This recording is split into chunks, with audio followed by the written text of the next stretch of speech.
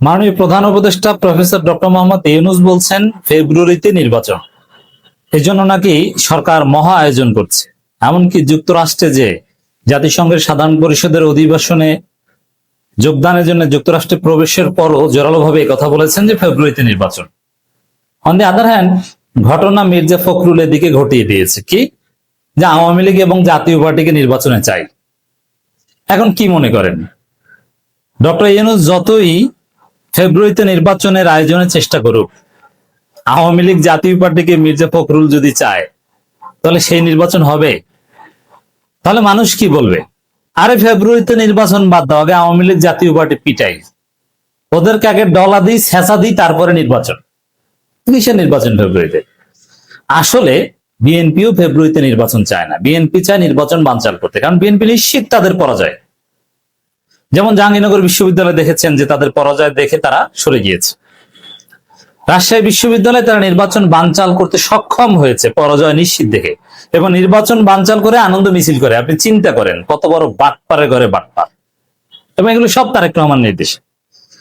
এখন মির্জা ফখরুল এই যে কথা বলছেন, ডক্টর ইউনূস বলছেন ফেব্রুয়ারিতে নির্বাচন, মির্জা ফখরুল বলছেন আওয়ামী লীগ এবং জাতীয় পার্টিকে নিয়ে নির্বাচন করব। এর অর্থ হচ্ছে তারা নির্বাচন চায় না। কারণ মির্জা ফখরুল জানে আওয়ামী লীগ জাতীয় পার্টিকে যে নির্বাচনে অংশগ্রহণ করার সুযোগ দিব, ওই নির্বাচন বাংলাদেশের জনগণ হতে দিবে না। মানে আওয়ামী লীগ জাতীয় পার্টিকে নিয়ে নির্বাচন করতে চায়, এটা হচ্ছে নির্বাচন বানচালের আর একটা নতুন থিওরি। তো বিএনপি তাদের ভরাডুবি দেখে এখন নির্বাচন পেছাতে চায়। ফেব্রুয়ারিতে যদিও ফেব্রুয়ারিতে নির্বাচন আমরাও চাই না। কেন চাই না?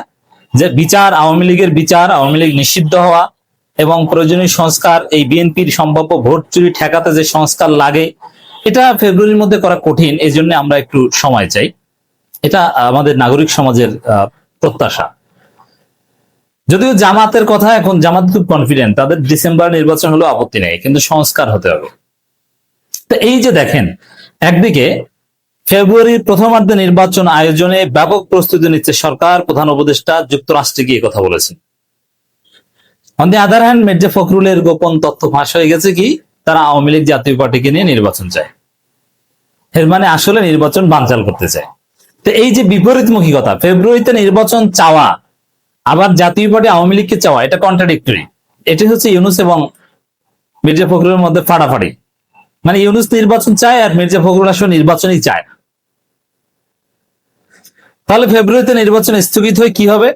যেমন সাপোজ মির্জা ফখরুলের প্রত্যাশা অনুযায়ী যদি ফেব্রুয়ারি নির্বাচনের রোডম্যাপ বা শিডিউল ডিক্লেয়ার হয় যে আওয়ামী লীগ জাতীয় পার্টি থাকবে, তাহলে জনগণ বলবে আগে আওয়ামী লীগ জাতীয় পার্টি পিটাই, আসেন উদযাপন করি, ওদেরকে ডলা দিই, বুলডোজার দিয়ে ওদের বাড়িঘর একদম ফিনিশ করে দিই, তারপরে নির্বাচন নিয়ে আমরা ভাবব।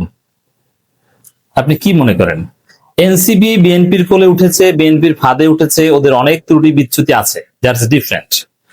ওরা বিএনপির বলাই চলে গিয়েছে, যদিও বলছে যে আমরা কোনো জোটে নাই।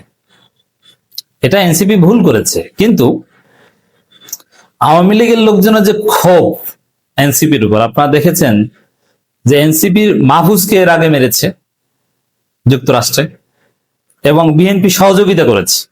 কারণ এম্বাসিতে বিএনপির লোক এবং আওয়ামী লীগের লোক, তারা মিলেমিশে তথ্য লিক করে দিয়েছে, খুব সহজে মাহফুজের উপর হামলা করার সুযোগ পেয়েছে।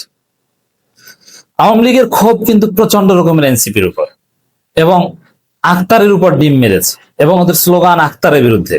এমনকি জামাত শিবিরের চাইতেও এনসিপির উপর ওদের ইনস্ট্যান্ট ক্ষোভ বেশি।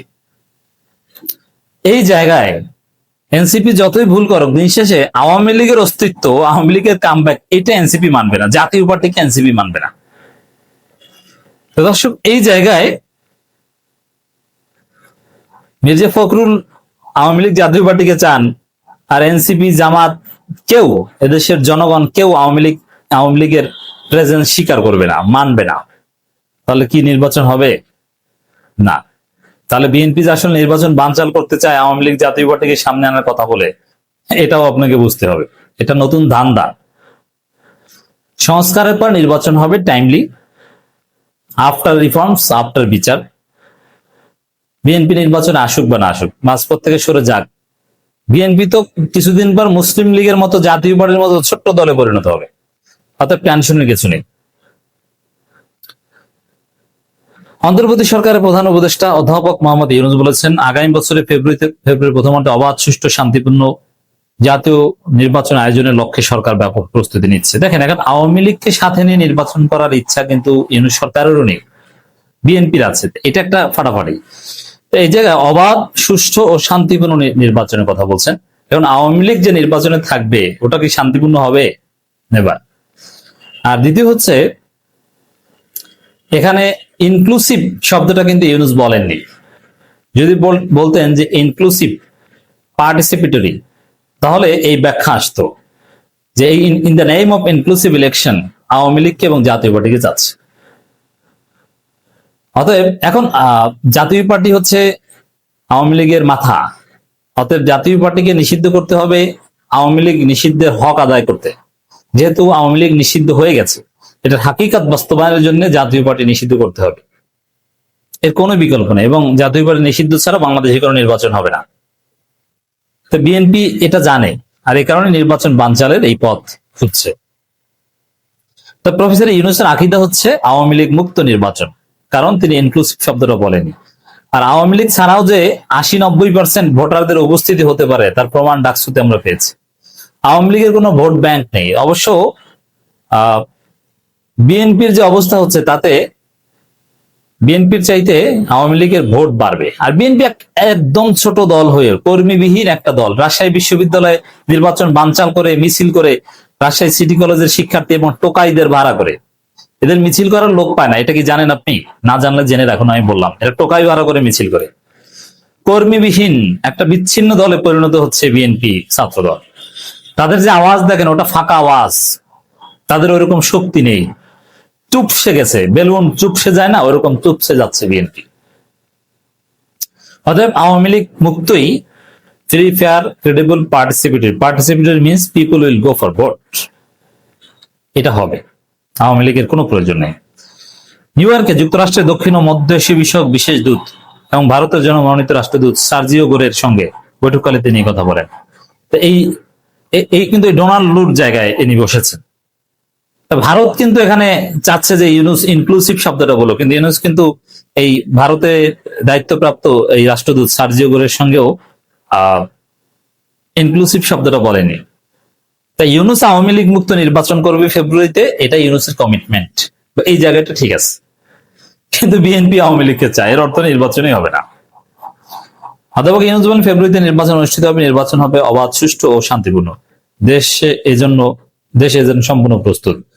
বৈঠকে সার্জিওর প্রধান উপদেষ্টা নেতৃত্বের প্রশংসা ও যুক্তরাষ্ট্রের বাংলাদেশের প্রতি সহায়তা অব্যাহত রাখবে বলে প্রতিশ্রুতি পুনর্ব্যক্ত করেন।